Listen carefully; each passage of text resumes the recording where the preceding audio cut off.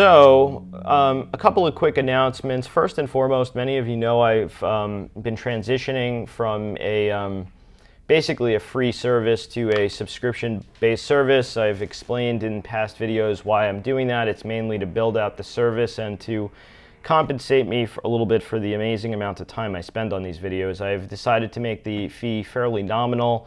I know not everyone has huge accounts.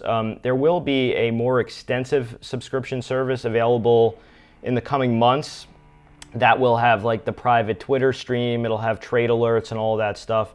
But in the meantime, I'm doing a little test marketing and basically beginning with the subscription service in the for the YouTube videos. So if you're watching this, obviously you're on my free site, but the paid subscription site is where these videos will pretty much be from now on.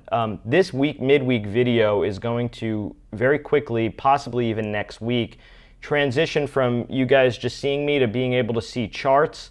I don't know if the video will still be live, but it will be a broadcast of, you'll get to see probably a little pixel box of me and charts. It's going to be more like the weekend review. I think that might be a little bit more rewarding because I know a lot of people can't always follow along. Like if you happen to have your platform up in front of you while I'm doing this broadcast, you'll be very easy. It's very easy for you to see what I'm talking about. But I know a lot of people have been asking for the charts, and the software that can do kind of the live broadcast with the charts has some limitations, and then the one that I can do both has its limitations. There's nothing really out there that's perfect for me yet, but I think that change is going to be very welcome. That video will be available likely both a la carte and via the subscription service. Someone asked me, so for a limited time, I think it's like expiring this week, so you guys better sign up quick. I've been offering just as a thank you for early adopters to my subscription service the ability to get a copy of my setup on Thinkorswim. It's I wouldn't say that there's like an enormous amount that's special about it other than it's highly customized. I have a value area script in there, I have breath bubbles, I have my setup. It takes a long time to set up, believe it or not. It's not so easy, so it can take a while with all the studies and charts and stuff. So I've been offering that as a thank you for new subscribers. If you have subscribed or are going to subscribe, I would suggest doing that this week. This is the last week I'll be offering that up. You also get your first 2 weeks free, which is nice, right? I mean, I think that's pretty cool. If you are interested in that script and you're already a subscriber or going to be a new one, just take a screenshot of the email that YouTube sends you as a confirmation and just send it to me in DM, and then I'll just send you the links back. It's very, very, very simple. You open it up in either Internet Explorer or Safari, and then just click Save, and then I put in a little notes where to put certain studies. It shouldn't take more than a few minutes. So if you, DM over Twitter is fine. You could just send me a DM on Twitter. My account is open if I follow you or not. Either way, I get so many DMs a day. It's actually, I need to hire somebody to handle that, and that's partially why we're starting to charge. Anyway, so those are the announcements, and I hope you guys are enjoying the videos. We have made, when I say we, I always use the royal we when I really mean me. I can't tell if that's being humble or being obnoxious. You guys tell me, whichever. But some of these calls have been fantastic, particularly to the one today in Amazon. In the weekend video, I had said I thought we would see the channel high up around 1080. I tweeted out as much as it was happening, and we promptly had a pretty nasty pullback in that stock. There have been some other calls that we've discussed via trading. The run up to earnings in Facebook. I had talked about the Google setup. I had talked about Nvidia. I thought would make a new high before any pullback, which it did, and now it's sort of pulling back a bit. There's been a bunch of other things. Bounce in AT&T, for example. Anyway, so today was a a pretty tumultuous day, to say the least. A lot of people were messaging me, asking me what was going on in the market, and honestly, this was a how should I characterize this? This was a bit of a larger liquidation break, but it's still a liquidation nonetheless. I think people, for some reason, assume when I say, I want to just address this quickly. Someone asked about the mobile devices. If you're a subscriber, if you've gone to the subscription and you're having a problem seeing and it's still asking you to pay, the fix is easy. Just log out of your app. There's a little log out, and then just log back in, and I'm told that fixes the problem. I haven't heard anyone who said that hasn't worked as a solution. So thank you for asking that. Someone just asked that. If you're having any issues with that, just try logging out and then just logging back in the app, just in your app. Teresa, if you're having a problem with that, just if that doesn't work for you, send me a message and I'll try and walk you through that as well. All right, so let's get back to it. So today was a very large intraday liquidation break. A couple of things happened. You set up with some poor highs. If you've noticed, I've been saying I almost feel like a broken record, but it is the correct analysis. Day after day, we keep getting these like poor highs in the market. Today actually wound up having a larger pullback. We've just been incrementally inching up, making new highs, and today actually filled in one of the gaps in SPY. Actually, if you look, the low of day was basically a gap fill to the, what was that close? The close there was 245.66. So I'm going to keep this really, really simple for you. I think today's range is very tradable because it was a potential expansion. We wound up closing back up in the consolidation. So if you got above today's high of day, you could technically say it was a look below and fail. If you get below today's low, I think we could easily retest the breakout at 245, maybe that like 20 MA area, which is coming in around 244.52. So someone just asked, is there reason to panic? First of all, if you follow me and you follow my levels, there should never be panic. It's always about the levels, and it's always about booking profits along the way, using stops, and so on and so forth. So the answer to that question, I think what you're really asking is there going to be further decline past today's low? So let's address that quickly. The answer to that is we're not going to know until we know, if that makes sense. Today, the profile, the market profile, which is I never really like to get too into that in this because I know a lot of you don't have the software to look into it, but it just represents what's known as time price opportunities, and it was very stretchy on the break today, and there wasn't, believe it or not, a ton of volume. It was going off. You didn't have very bad breadth in terms of the market.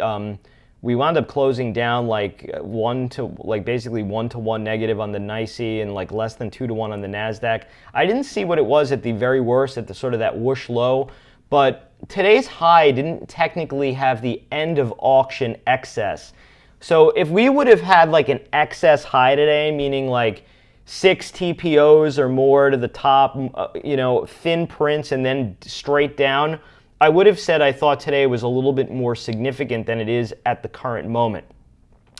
But what we had was poor highs and a liquidation break that was exacerbated by algorithmic trading, particularly like in those NASDAQ stocks, which we saw a few weeks ago, right? If you take a look at the Qs, today was very reminiscent of the trading day of 6-9, right? And then that went a little bit lower, a little bit higher, it went a little bit lower, bounced a little bit lower, and then rallied to new highs. So we're starting to see, I think, some profit taking in these big, kind of tech names, like the Amazons and so on and so forth. Technically, the Qs closed okay today. We closed above that 143.90, which was the last reference high. We closed just above that. And today's low of day in the Qs technically was almost to the penny of the breakout of the kind of the W pattern, which was 142.29. So everything is still trading very technically. It isn't like mass liquidation just yet. Could we have a correction and a larger pullback? Very possible. I think you could use today's low of day now as a solid stop. If we were to lose today's low of day, I'm into Qs now. So I'm mentioning Qs. I'm going to go back tonight to SPY in a moment, and then we'll kind of wrap the indices up with IWM. And there's a couple of things I want to talk about, some early warning signs that I was mentioning today that we'll talk about. So if you lose today's low, I think there's at least a quick right or right out short for a pullback to the 50 MA, which is around 141.61. The 20 MA is like 141.01. So somewhere in that pocket, I think would probably catch it. I don't know if you'll get the full gap fill right away to like 139s, but that could be on deck. Anything below today's low of day to me gets a little bit more iffy. We'll just keep it like that. So you have a very defined visual level. I would almost say that I'm willing to say that today is almost like what we should have had yesterday on the Fed day. Usually I would lead off with my analyses on the Fed, but we're going to get to that after the indices. I want to get the indices done quickly first. So today's range is, to me, the key level. Same thing on SPY. We filled in one of those gaps. We closed above the 10 MA. We didn't close above 147.42, which is sort of like that last, like almost interim swing high. I've said for a while that I thought anything above 245 in SPY had the potential to get 249.03, which is the 2 times range. The 2.618 is up at 254. But this week I had mentioned in my weekend review video that the 250 calls had enormous open interest and was going to be basically a brick wall for the week. I cannot see it getting through that at least this week. It just seems to me highly unlikely. So I think you could use today's range again in SPY as your gauge. If you want to be a little quicker, oddly today, I'm looking at ES. Today's low of day does have an excess low on it today. So technically the auction could be over, and we did have that rally back into the close. I would say in ES terms, as long as you're above like 240, 24.67.5, it's kind of like okay. Below there to me then starts getting a little more iffy. I don't know if you have to wait for the entire range because I know it's a big one, particularly in NQs. In the Qs. Yeah, NQs, the Qs. We started getting really stretchy in the liquidation break right out of like the 24.75. So it didn't surprise me at all that we had that bit of a snapback into the close. Again, moves up and moves down tend to happen in stages, progression. So we're going to, like I said, we're going to have to see how this handles itself over the next coming sessions, and today's range is a good one. In NQs, that sort of, I'm just looking at the interim low. Yeah, that was a huge reversal, right? I mean, it topped out at 59.95.75 and then bottomed at 58.44.75. I mean, that's a really, really large move. Liquidation breaks, when they come from highs, can be pretty big at sometimes. You had a lot of people who were bidding up stocks like Amazon into the bell, and I think when Amazon broke, I'd have to look, it's probably close to around when the market started pulling back. So that's my take. I mean, I really think we're gonna have to see how things play out. I want to now take FANG and break it into groups because I want to make some there's some important distinguishing characteristics that we can glean out of FANG. Should we do FANG first or should we do the Fed? I probably should do the Fed since I said you could almost use today's range as a Fed day range, and then we'll get back to FANG. I'm sorry I didn't lead off with this. I had meant to lead off with this. I originally had planned on doing this broadcast yesterday, but I had something come up, an appointment that I had to make. Quickly about they had no change, 1 to 1.25 interest rates, no balance sheet policy changes, but they mentioned that it's going to be coming in the coming months. And of course, it's economic dependent, and they use the word time being. I don't know what was up with that. They expect that they may have to hike later on, inflation declining and running below their 2% rates. And they took out the term somewhat running below, and now it's just running below. This to me just seems like staffers didn't want to just Xerox copy the exact statement from last time and just change the date. I think they made these like subtle little changes because that's what they do. They said that the jobs are solid, household spending and business spending is up. That's good. As long as that's on the incline, on the rise, that means that the business cycle isn't peaking out. You had a huge durable goods order today. I have to go through the breakdown of that, but I know a lot of it was aircraft, and that's why Boeing has been up big. We're going to get to that in. We'll get to Boeing right after this because I mentioned that. So my take on this is that the Fed is sort of benign at the moment, but in September they may start talking up some trash. We may have a debt ceiling crisis then, so I can't really see the Fed getting too jiggy if things are dysfunctional in terms of Washington politics. The aforementioned Boeing, and then we'll bounce back into the FANG. This thing is an absolute monster. This is like in blow-off mode here. The 2.618 fib extension is 250.62, so that's sort of like my upside target here, and I would just keep trailing up stops. I didn't think yesterday was the end of it. I mentioned that on the stream, and today was up again.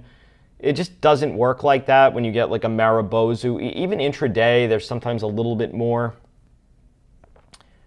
Someone asked, do I see that the market getting rallied? Yeah, I mean, if the market's up big and it looks like there's going to be a debt ceiling standoff, there could be the catalyst for a little bit of a decline. How long it'll be and how sharp it'll be. I mean, listen, we all know the market doesn't just go up every day. There are pullbacks. It happens. But even at the worst of it today, a couple of things that were my tells that it wasn't going to be a full-on mosh pit into the close was that VIX peaked at 11.5.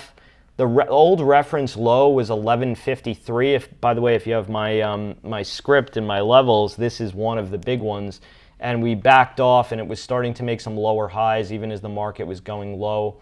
Another thing that had me as a little bit of a tip-off, and I'm sorry I didn't mention this on the stream real time, but TLT never got jiggy. I would think that if the market was really going to start dumping, yields would start crashing. Never materialized. So again, still just liquidation break quality at the moment. I do think that Qs could be under some pressure though in the coming session, based on the level of the reversal that we had today. I mean, today was technically. I mean, let's get to what was ugly. You want to let's just get to what was ugly. You had an outside range. You had basically an outside range day in Qs, but it did close within range. It still closed within range. So that to me is still kind of all right. It's not as bad as it might look on first blush, although I think a lot of people are going to probably be a little bit more cautious with this, considering what's happened with regard to FANG. I've been cautious on. Listen, I mentioned this in the weekend review video, and I mentioned it on the stream today. IYT has been coming down, and I talked about a CSX short. I had talked about some levels in IYT, and we basically today stopped right at the 61.8% fib retracement. And you have the 200 MA right below. We had lost the 50 today, we lost the 100 today, and we're just above the 200. So this area should probably, it could press a little bit lower intraday, but I'm expecting some type of a stabilization, at least for a little while.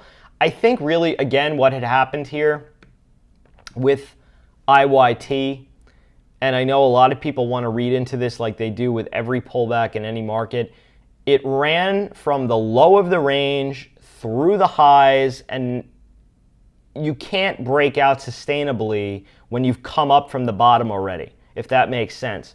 it's sort of like you used up all of the ammo and now it's just reloading a bit. So now we're back mid-range. I'm not reading too much into this other than it ran really hard, basically in a straight line with a couple of days pause, and now it's taking back some of that kind of excess. The 200 MA now is going to be very critical, and we could make some decisions based on that. The aforementioned CSX, and I had mentioned this on Twitter and in the video, not to sleep on CSX, meaning that earnings was one of the catalysts back in January that got the move in IYT started. It was a big early leading indicator, and the fact that this had like this gap down a few days ago and has been bear flagging was a sign to me that things might be softening up. And I had put on a put ratio, just a flat out put spread, and the last 2 days have not been fun. The 100 MA had held, and I almost was stopped out. So yesterday it had crossed above sort of the consolidation level, and it didn't close on the high. And I said to myself, you know what? Let's give this maybe a little bit more room. Maybe it even gets the 50 MA where I was going to actually double up on the trade, and then stop out if it cleared that. But today we did get the break below the 100. It didn't close on the dead low, but anything below the 100 MA could get the 200 MA and the range low, which is down at 45.41. There's a gap fill around 46.93. I'll be looking to cover in that area. I don't think this is just going to Hades altogether. The primary trend in that CSX is down, believe it or not, right around the gap day range low around 42s. There's an interim trend around 50 here. So I'm sorry, not 50, 49, let's see, 48.91-ish, right around this past reference low, so 48.77-ish. So this area could hold. Like if we were to get back up above today's high sometime tomorrow, not only would I be out of my short, but I'd probably be trying to play long as a look below and fail for a move back up to new highs. So listen, I'm still short in this, but I needed to stay below the 100 MA. So anything back up above the 100 MA at this point to me would be look below and fail. Anything that stays, like if there's a rally tomorrow to the 100 that fails, that's even better for the short trade because it shows the bulls that price can't go higher. So CSX, don't sleep on it. It's important. It hasn't done, there is no severe technical damage in that yet, level-wise. It's just coming off the high, and it's still within trend. It's still within the upper distributions of levels. There's no real emergency yet. So just keep that in mind. What was I going to say, mention? Oh, some of the other ones like UPS. Someone asked about UPS. I'm going to mention that in the weekend video. This oddly has a pattern that we have seen before. I got to go back a little longer here. It's sort of like a big consolidation head and shoulders. The last one did break, but it didn't stick, and it came back up now and we have new highs. So I'm guessing this is going to be more chop. I'd probably be a buyer down at the range low for a bounce, given what has happened. There's been a few of these. So maybe like around $100, maybe sell some out of the money puts. Like I'd be selling like maybe 94 puts. If you want to play for that move down, I'm cool with it, like a put spread or a put ratio, probably more than anything.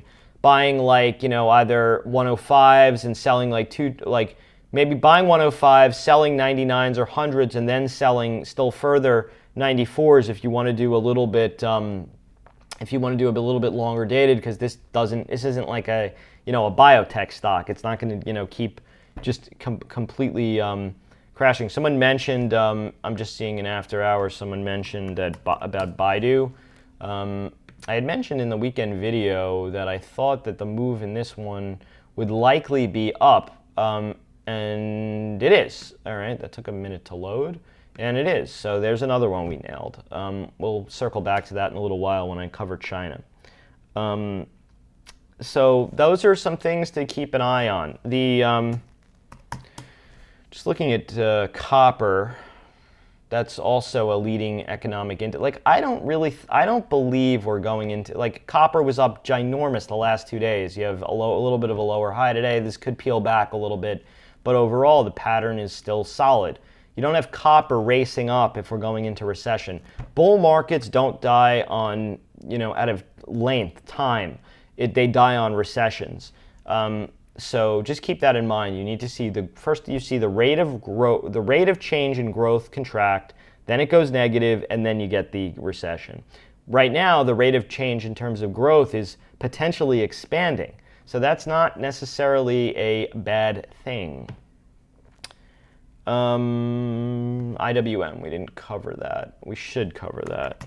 How are we doing on time? Not terribly. I think we'll end this around 5:30 today.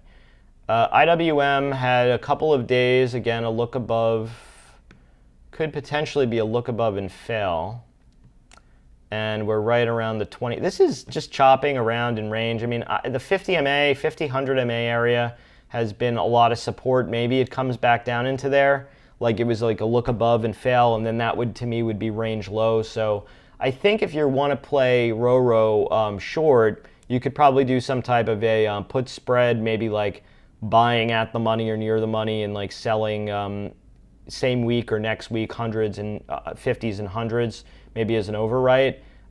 You have a 50% fib in the real true breakout level around there of 137.65 to 138. So I like that as some lower edge strikes for the short puts side of that equation.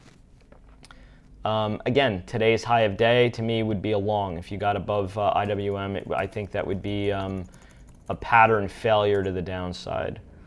One other thing that I had noticed that was a bit the same sort of thing, and I meant to mention this with IYT. It's the same thing in XLF. It ran from the range low. It had a bit of a peekaboo, look above and fail, and now it's pulling back a bit. I don't get really concerned about this until you lose 50 MA. That to me would be a problematic. Does it mean that we won't see the 50 MA? No. If you want to hedge, or if you're playing this, if you want to play this short, today's low of day is the trend line touch. So a loss of the low of day, I think you could do some type of put spread or put ratio for a move back down to the 50 MA area. This was a consolidation bull flag pattern. This is like, today was technically the check back. So there's not really, again, there's not like tons of technical damage here. This could just chop for a while, but I don't really get too concerned in this until like 2409 is like completely obliterated, lost. It's a chunk. I mean, it's a decent amount of point-wise, but you're still technically, just bouncing in range on the upper end of the distribution. That's my demarcation, by the way, of the upper distribution of this. Before you start getting like really, I would be starting to get really worried. This to me was just, again, a run up from the low end of range and just some profit taking at the high end of range. Very normal. The sector, and we're going to have to see how this plays out tomorrow, because Exxon is going to be, and Chevron, or what I think Chevron reports tomorrow too. I know Exxon is reporting before the market. Oh, Alexa wants to start talking to me. That's no good. I just shut her off. Shut her down. Where is it? Chevron, CVX, right? Earnings are 728. But yeah, so tomorrow, both of these, this is going to be the key. You've had 3 days that have closed above the 50-day moving average, and a lot of that tech money, I think, has been pushed into this business here now, into the XLE. The 50 MA is the key. Anything above the 50 MA is bullish. Anything below it, to me, is bearish. I have on a little bit of a long play here, and I'd be looking to add to it if tomorrow is good, if that makes sense, because there could be quite a significant retracement. We closed above the 50. We should theoretically see the 100. The 200, to me, is where I'd be looking to pull the ripcord, sort of my max. And you could use today's low of day as a stop, in my view, because if those all fail, this isn't going to last very long.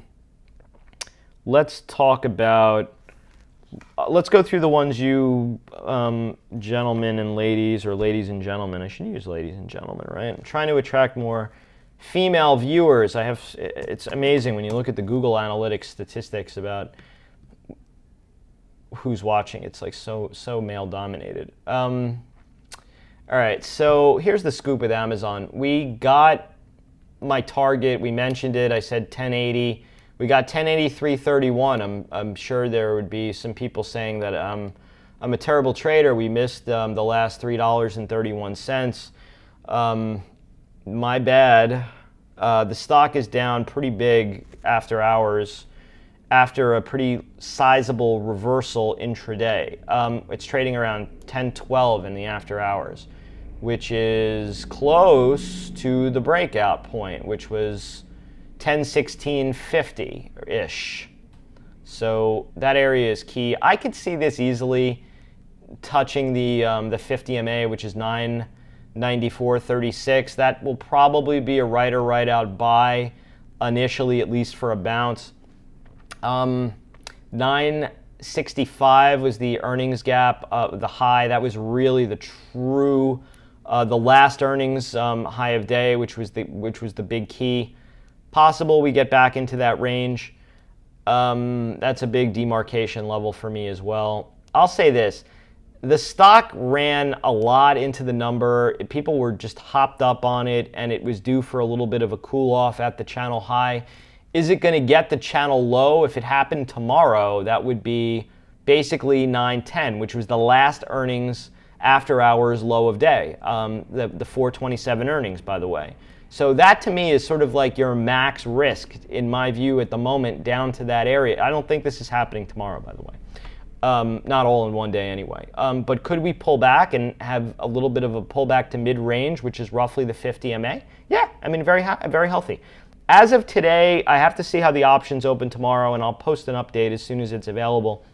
The Max Pain pin strike for today, for this week, was 10.25. So we'll see if that changes. I know there were a big amount of options that went off, and it wouldn't surprise me if there was like some pinning at some of these round strikes. So like 1,000-ish. That's why I think the 50 MA would probably be a good right or right out buy. Or if it got there early tomorrow, maybe same day out of the money put sales early. Like if it opens like for some reason right there, how does Max Pain work? It's just where the most people who have paid for options premium get screwed. Very simple. That area, I think you could sell same day because the premium will be probably, assuming the premium is big. You have to see the expansion in IV. It will contract quickly as well. My theory on that is that options tend to, based on the Black-Scholes options pricing model, if a stock moves $100, it starts immediately pricing in the next $100 move. It doesn't just happen like that, as we know. And then eventually that premium, after the initial shock wears off, it kind of contracts. The expected move in Amazon, by the way, for earnings was 41.79. So we're not quite there, which would roughly take you to near that 1,000 strike, right? I'm guessing that there's enough stuff that's gone on in these options that there'll be some pinning tomorrow. I don't think there's going to be. Next week's another story. But yeah, I think if you could get down into that, like close to that 50 MA level, same day, near dated, out of the money, same day, like as far out as you can go where you still get some juice, would be worth the effort. Let's take a look at Google. That was the other one that missed, and I want to make I want to split FANG for the moment, based on the ones that went up on earnings and the ones that went down on earnings. So now Amazon and Google, not so good. Facebook and Netflix are in the better camp, where I'd be looking to buy dips because they had quarters where the stock actually rallied. That's a very important distinction. Google now basically has a double top in. It's below the earnings day low of day and the 50 MA. So if Google got above today's high of day, I think there'd be a right or right out long for the gap fill. Google often comes down, goes a little bit lower, and then fills the gap quickly and then drops all over again. So I would put a buy stop in over today's high of day and 50 MA for that gap fill play. Until then, this could keep coming down. The old progression line where it bounced the last time is roughly at the 100 MA. So that's near those reference lows. There's a gap fill in Google around 891.44. Somewhere in that area, to me, like 866s to like 890s, I'd be interested in starting to sell some out of the money put premium if it were to come down that much quickly, preferably quickly. You don't want it to like hang around and then come down. I would like it I like it quick. Let's go to Facebook. That today was it a blow off top? I mean, we won't know until, again, it would lose today's low of day. I think that this is going to chop around for a while. There'll be some profit taking over the next few sessions, but I think Facebook is still a buy the dip situation, probably on the backside, at least initially, of the old progression line, which I will cover in the weekend review video. So you paying subscribers will get a lot of value on that. That's a very important level. And then there are some other interim levels where I'd be interested in playing. That one I'm going to hold off for the weekend video. So we covered Amazon. We covered Facebook, although oddly I didn't have that written down. Netflix. Let's talk about the Netflix. Chopping around, still within the earnings range. I think this is just going to be choppy for a while. May come down a little bit more, but I think it's going to be a choppy situation. And I'd probably be looking to buy the dip at the breakout point, which we'll discuss in the, at least for a put sale in the weekend video, which we'll circle that and cover into the Netflix. NVIDIA. This is a look above and fail. Today's low was right on the 20 MA. So this needs to really hold today's low, or this could see the range low. Like it got to the range high, came up above. The range low would bring it roughly down to like the 138s, that area. Yeah, I'm doing that right now, breaking the fangs down into the two categories of the ones that went higher on earnings and the ones that went lower on earnings. Netflix and Facebook, higher on earnings. Google and Amazon were lower on earnings. So those could have more pullback maybe than the Facebook and the Netflix. Those to me would be the ones to buy sooner than the other ones because they had positive reactions and they made new highs. NVIDIA, the 20 MA is key. If you lose it, we'll see the 50. If you lose the 50, then we'll see the range low. The ideal scenario for NVIDIA, in my view, would be for this to come down ahead of the print, shake out all the, I don't know, the hanger-ons or whatever, the sort of the shake and bake situation like this had the last time. You had the double top. This was on 1228, and then again around the 2.7 to 2.10, came down and just chopped around and then went up on the earnings. So lower into earnings, I think, could have some legs. If this runs ahead of the number, it'll probably be another, situation where they sell the rip. Zibaba.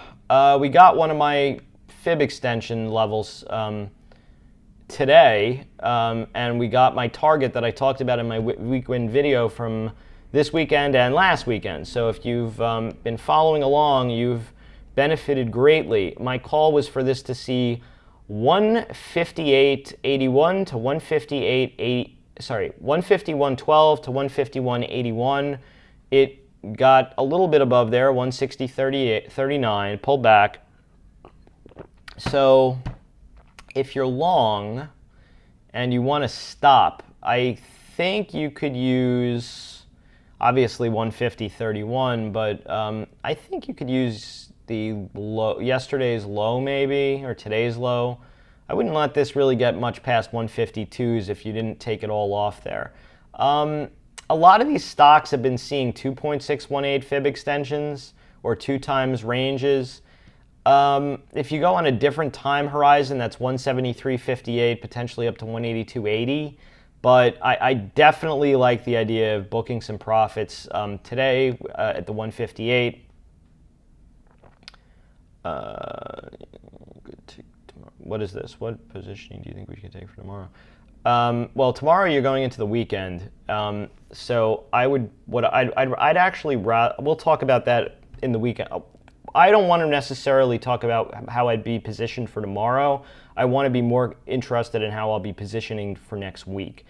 Tomorrow, like I said, I've given some levels in the ES, for example. If you start getting back below 24.67.5, I think there'll be a liquidation break lower, and I think you could play short. If you stay above there, it could hang in there and be choppy or go higher. So that's what I'm watching for tomorrow. That would be my game plan for tomorrow. But more importantly, I think that there will be a plan for next week, which I will discuss in the weekend review video. But short term, that ES level is what I'm watching. So that's BABA. We covered that. Baidu. That was up in the after hours. I have to see if it's holding. Again, this ran ahead of the number. Filling up the triangle would be 217.97. Where is it after hours? Close. So booking. We're looking to be booking in the Baidu. Close, at least part of it, close to the 117.97. What was the after hours high? Intraday, 1 day, 5 minute is there. I mean, basically there. So look to book a little bit at the opener in the after hours, and then trail up the stop. Where would I trail that stop to? I wouldn't let this get in. If you're really close with shares, you could use 113.10. Absolutely would not let this get below 110.05. Just there's no way. So those are my levels. I don't know what positioning or sizing you're in, and you need, and this was the problem with Facebook today, you need to see the after hours high clear RTH, meaning regular trading hours, for more. If you have a move in the after hours and then a lower high intraday, you tend to have sellers. So like, for example, with Facebook, the after hours high was 179.21, and then the high of day during regular trading hours was 175.49, and then it kind of sold off. It almost completely filled the gap, and then kind of had a bit of a rally into the bell. I would say Facebook is a little iffy if it isn't above 173.39.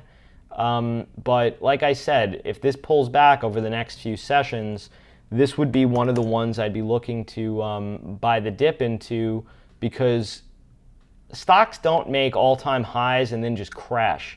They, at the very least, come down, or at the very most, come down, make, and then rally to at least a lower high, and then have their problems. So I think that this could have some issues. I mean, I'm not saying that this can't pull back, and the pullback could be a little bit more severe than I think people may realize. And we will cover that in the weekend review video. But we don't know that that's going to happen. This could just flag up here and chop, as long as it's within today's range. So that's the Facebook. We already covered that. Square, I think this was looking like it was due for a correction. Did they report yet? It pulled back pretty decently intraday. What's it doing after hours? Did they report today? 227? Yeah. Oh boy, let's see. 1 day, 5 minute. Down, all right, a little bit. Wait, where is it after hours though? It's just chopping. So did they report? Let's see, I'm just seeing today's move. Wait. Oh no, I'm sorry, 8-2. They didn't report yet. I don't know what I'm looking at. So, boy, that was ridiculous. So 24.97 was the breakout. This to me would be, it could pull back to as much as the 50 MA and still be like okay. Listen, this broke out of the channel on the last earnings and has run up a lot. I like the idea of booking some profits in this and then buying it on the first test of the backside of the old channel, which is significantly lower, and we'll cover that. Let me circle that to cover that in the weekend video. But yeah, you could use today's low, I think, as a decent stop. If you have big gains in this and you want to give it a little bit more room, I wouldn't let it get much past the 50 MA. Covered Boeing. We're going to do like 2 more and then I got to wrap. So Verizon, this is a good one. I actually was long this today. This has the potential, I mentioned early on in the day, that this could have been a professional gap. Where would I be looking to book it? We got the 38.2% fib retracement, which was 47.40. The 50% fib is 48.82. The 61.8 is up around 50, so maybe somewhere in there. I'll be looking to book some profits at the 200 MA, which is just above us at 48.41. Whatever, somewhere in there. I'll be between 48.41 and 48.82, I think is a good trail point. If it's down tomorrow, I think you could buy the dip as long as the 100 MA holds, which is around 46.68. So if there's like an early move down in that, I think you could buy that and then use today's low of day as a stop. If you get stopped out there, where would I be looking to really load is the 50 MA. I would be looking to buy the 50 MA.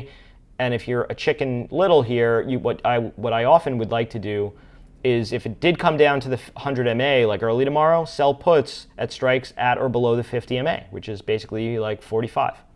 That to me is all good in the hood. IBB, we could end, maybe we'll end on IBB, or maybe we'll do PayPal. We'll do IBB, PayPal, and then end on that. There's a gap fill here. This is always very choppy. Today's low was, you had a big reversal at the all-time high, and then today's high was a lower high. Below the breakout, let me just update this. 323.45 was the last interim high. So this was 329.90. Oddly, the 61.8 of the range is right at the breakout area, which is interesting. I love when those things, there's a confluence. It's like 301.44 to like 367. 20 MA, let's keep it simple. If it loses the 20 MA, you could try right or right out short. If it holds that, it'll just chop and bounce in that area. And we'll end on PayPal, which is one of my favorite buy the dip stocks. Again, another one that just ran a hell of a lot into the earnings. Interesting that today's at low and then it kind of closed. You could use today's body, like basically the, what was this area? Like 50, I wouldn't let this really get below 59.38 now. Keep that area in mind. Anything below today's low would obviously be a pullback opportunity with maybe a put spread. The 50, 100 MA-ish areas, I like the idea of it pulling back into there to sell out of the money puts. It could pull back even further than there, but I think that it's going to kind of chop. I don't think this is like going all the way back down. I mean, I think that you'd be okay selling out of the money puts in like 48 strikes or around that area. So if it like pulls back to like the 50 MA, if you want to sell some longer dated puts to build a position in this, I'd be fine with starting there. And if it came down, adding in a little bit down there. I think that this stock longer term is going a hell of a lot higher. I just think it's way overbought short term. We talked about buying 55. Selling at 55. That was a big resistance level. That should now be roughly support, and the 50 MA is close. It's like 53.99. So that like 54, 55 level is the must hold, or the stock could have a much more substantial correction down into like those 40, 49s and 48s. So that's my story. I'm sticking to it. If you missed this or you want to watch it again, it will be on both my YouTube channels. If you're not subscribed yet to the Weekend, my new subscription site, there is a link to that in my Twitter account, which is @JustinPulitzer.